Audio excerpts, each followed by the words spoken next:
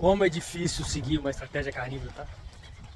E eu não vou falar que é difícil, porque é difícil comer carne. Pelo contrário, comer carne é a parte mais fácil. Adoro. Cada vez mais fica mais fácil o fato de ter que comer a carne. Agora, sabe o que é difícil? O difícil é ter que lidar com uma sociedade completamente de cabeça para baixo em relação à alimentação. A gente está completamente desconectado na nossa alimentação original. Profissional de saúde falando que se a pessoa fizer carnívoro ela vai morrer, tem risco de morte, né? É o meu curso de nutrição onde a regra é falar que margarina é melhor do que manteiga, do que a gente tem que comer óleo de soja porque baixa o colesterol. E aí, por outro lado, tem a tribo carnívora onde eu vejo pessoas entrando em remissão de doenças ditas incuráveis através da estratégia carnívora. Pessoas ganhando saúde assim de uma forma muito eficiente, muito veloz e muito simples.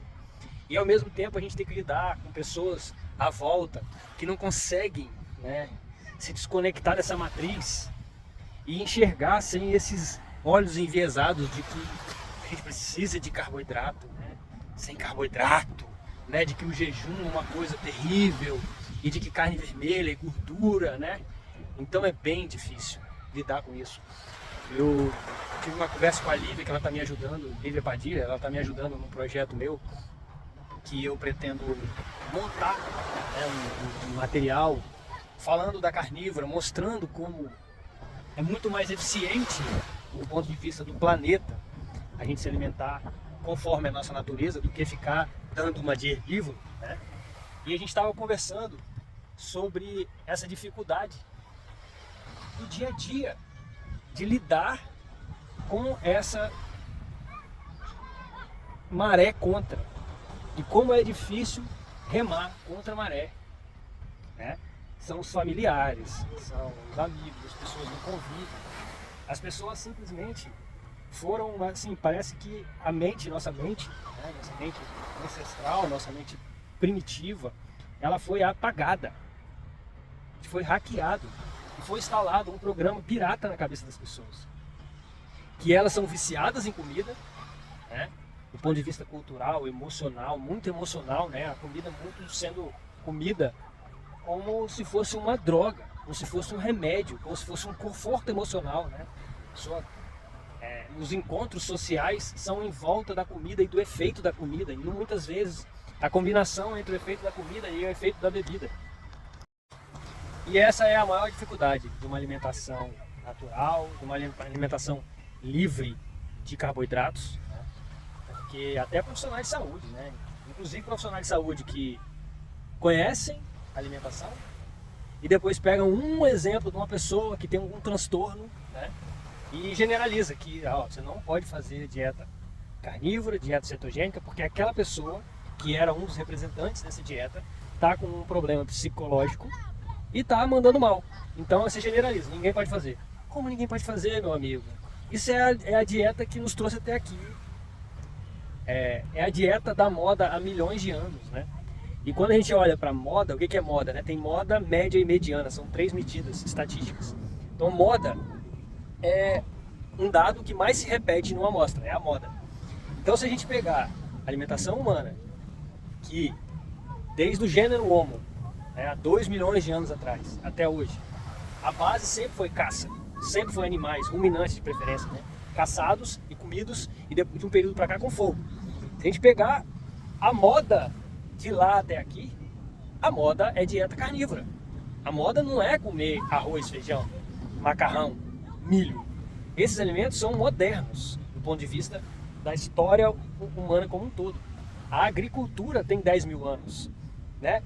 Cristo falou para a gente comer o pão nosso de cada dia há 2 mil anos. Então isso não é a moda. A moda é dieta carnívora e é a moda há milhões de anos. Só que a gente hoje vive desconectado desse passado, né? E na verdade, essa desconexão, de certa forma, ela foi induzida com essa questão de que o moderno é melhor, o moderno é sempre melhor, né? A gente tem outras alternativas hoje, mais modernas, né, que teoricamente são melhores, é melhor. Só que do ponto de vista biológico não é assim. A modernidade humana jamais vai chegar perto da biologia, da natureza. A gente vê isso, por exemplo, com robô. A gente consegue fazer um robô que chegue perto de um animal? Um cérebro que chegue perto de um cérebro humano? Jamais. Então por que a gente acha que a comida é assim? Não é, gente. Isso eu aprendi agora recentemente no meu curso. Isso aí foi uma boa lição. Isso chama-se nutricionismo. Você reduzir um alimento aos elementos daquele alimento e achar que se você tomar uma cápsula de cada um daquele ali, você está alimentado. Isso é mentira. É muito mais complexo do que isso. Isso é um reducionismo. A gente precisa fazer o que deu certo, o que foi a moda durante milhões de anos. E é impressionante, porque essa é a teoria. Quando você vai para a prática, você repete a moda que funcionou há milhares de anos, milhões de anos. Lógico, se você não tem uma doença, se você é uma pessoa que está fora da doença, você consegue fazer isso sem um acompanhamento médico. Ah, não, porque precisa ter acompanhamento. Não precisa. Nunca precisou. Nutricionista é uma profissão que tem, sei lá, 50 anos. Como é que fazia antes de ter nutricionista? Como é que fazia antes da agricultura? Como é que fazia antes do paleolítico? Né? Como é que fazia? Como é que eles faziam? Eles contratavam um médico para acompanhar o que ele tinha que comer? Não, é natural. Do mesmo jeito que a gente dorme de forma natural, que a gente se expõe ao sol ou ao frio, que a gente vai ao banheiro, é fisiológico. Se você colocar um ser humano afastado da civilização e oferecer para ele carne, ele vai comer, ninguém precisa ensinar. Ele vai comer até ficar saciado e vai parar. E não vai engordar, não vai ficar obeso, não vai ter problema nenhum de saúde alimentar como a gente tem hoje. Então hoje, infelizmente, eu estou sendo domesticado para ser um nutricionista da indústria, que é isso que os cursos de graduação fazem, né? Porque a gente acha que os nutricionistas atuam mais na clínica, né? Aquele nutricionista que vai atender no consultório, mas isso é o mínimo. Pouca gente vai no nutricionista. Normalmente a pessoa vai no nutricionista ou para emagrecer ou para praticar esporte. Normalmente é para isso, o nutricionista. Ou então está com alguma doença metabólica e busca um nutricionista. E aí hoje tem muita aplicação, porque a maioria absoluta da população está nesse estado. Ou com sobrepeso, ou obeso, ou com alguma doença metabólica. E aí o nutricionista entra perfeitamente para funcionar, para emagrecer e todas essas coisas funcionam. Lógico que não, na minha opinião, seguindo as diretrizes, né? Essa coisa de contar caloria, que eu já falei aqui um milhão de vezes, que é o que é ensinado na faculdade. Mas uma alimentação bioapropriada para a nossa espécie. Aí você vai para um shape legal. Agora, o que o nutricionista faz mesmo, assim como uma obra precisa do engenheiro, um restaurante precisa de um nutricionista. Um restaurante coletivo, de uma indústria, de um hospital, de uma escola, de qualquer estabelecimento que tenha comida precisa de um nutricionista. E aí eles têm um nutricionista que vai contar caloria, que vai bater macro, que vai fazer um micronutriente e tal, e vai colocar ali um cardápio cheio de óleo de soja e saladinha e pouca carne vermelha, bem passada, sem gordura, porque é isso que é pregado. Né? E aí você tem uma população inteira doente nas garras da indústria da doença, que é um combo aí dessa indústria alimentícia, com a indústria farmacêutica, com a indústria dos suplementos. E isso outro dia eu ouvi, né, de uma pessoa que trabalhava na indústria alimentícia, que saiu da indústria farmacêutica, que saiu porque numa reunião chegaram ao consenso de que era mais lucrativo a pessoa ficar doente. E é mais lucrativo uma pessoa doente. Essa é a realidade.